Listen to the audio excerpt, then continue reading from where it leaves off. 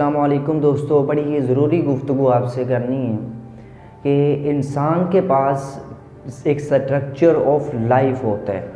जो ही इंसान अपने किसी के घर में पैदा होता है, अब उसके अंदर शऊर नाम की कोई चीज़ नहीं होती। हाँ, उसे पावर दी होती है कि वो सोच सकता है, अच्छा उसके पास अच्छा करने के लिए कोई होती है पावर, एक माइंड पावर दी जाती है कि इंसान जो है वो अपना आप सोच के और जो उस बच्चे ने सोचना है उस पर अमल कैसे करना है। यानी कि जूँ जूँ उसे पावर दी जाती है वो सुनता जाता है, वो अपने माइंड में उसे बैठाता जाता है कि लैंग्वेजेस क्या होती हैं, किसी मसले को फेस करना है तो वो किस तरह करना है, कोई मसला हल करना है तो वो किस तरह करना है।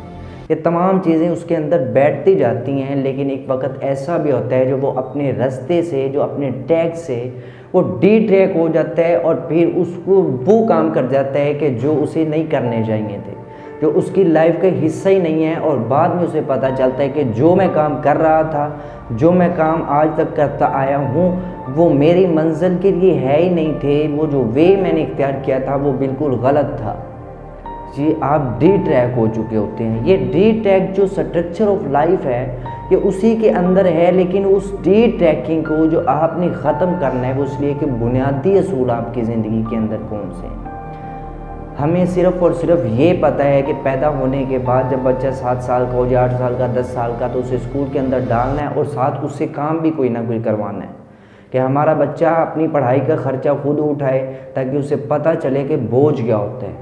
हालांकि ये पहले नहीं था होता, अब होने लग गया है। आप उसे काम पर डालते हैं, वो ज़्यादा अपना ध्यान कभी उस तरफ देता है, वो पढ़ाई की तरफ ध्यान नहीं देता। फिर जब रिज़ल्ट में ख़राबी आती है फिर पकड़ लेते हैं उसके गिरेबान कि आपने मेहनत क्यों नहीं की। लेकिन ये डी ट्रैक आपने खुद उसे किया है। आप उसको जो मेन मकसद था उस आपने बताया ही नहीं। आपने ये बताया है कि कमाना कैसे है, अर्निंग कितनी आपकी मंथली होनी चाहिए, ईयरली आपकी अर्निंग कितनी होनी चाहिए, डेली अर्निंग कितनी होनी चाहिए। आपको फ़िक्र, आपने उन्हें फ़िक्र किसकी दी कि रोटी खानी है, शाम को 2 खानी है, दोपहर टाइम खानी है, पहले फिर सुबह टाइम खानी है। इसके अलावा और ज़िंदगी का कोई मकसद है ही नहीं है। आपने सिर्फ़ और सिर्फ ये मकसद उसे बताया।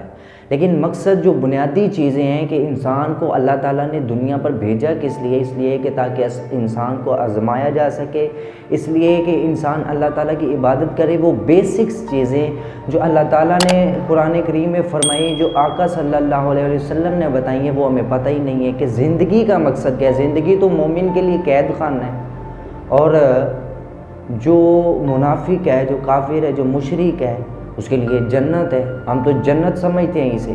लेकिन ये जो डी ट्रैकिंग हो रही होती है हमारी, कहीं ना कहीं वो इस वजह से हो रही होती है कि बुनियादी चीज़ हमें नहीं पता होती, लेकिन जो उसके आगे होता है वो हम जान रहे होते हैं कि कारोबार करना, लेकिन किस तरह करना है, उसमें बेईमानी नहीं करनी। जो बेसिक है वो दीन के अंदर वो हम नहीं जानते।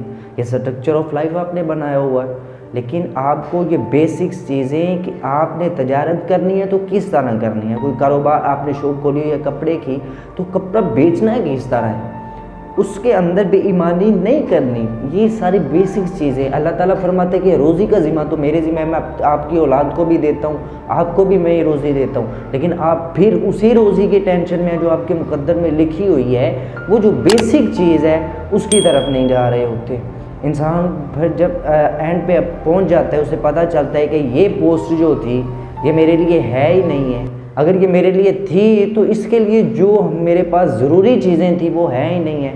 मैंने वो रास्ता ही अडॉप्ट नहीं किया जो इस मंजिल के लिए ज़रूरी था। इसलिए बेसिक्स जो चीज़ें होती है, जो स्ट्रक्चर ऑफ लाइफ को कामयाब करने के लिए इस्तेमाल होती हैं, उन बेसिक्स चीज़ों पर आपका ध्यान होना चाहिए कि आपने अपनी लाइफ के कुछ हासिल करने के लिए किस ट्रैक पर चलना है, डी ट्रैक होना है या नहीं होना, ये आप पर डिपेंड करता है। आपको शऊर दे दिया गया होता है, आपको पावर दे दी गई होती है, इसके अलावा आपके पास कोई रास्ता नहीं है। इसलिए बेसिक्स जो चीज़ें हैं कि दीन के अंदर आप किस तरह रिज़्क कमा सकते हैं, दीन के अंदर आप किस तरह अपने आप को चला सकते हैं, ये चीज़ें आप पर डिपेंड करती हैं।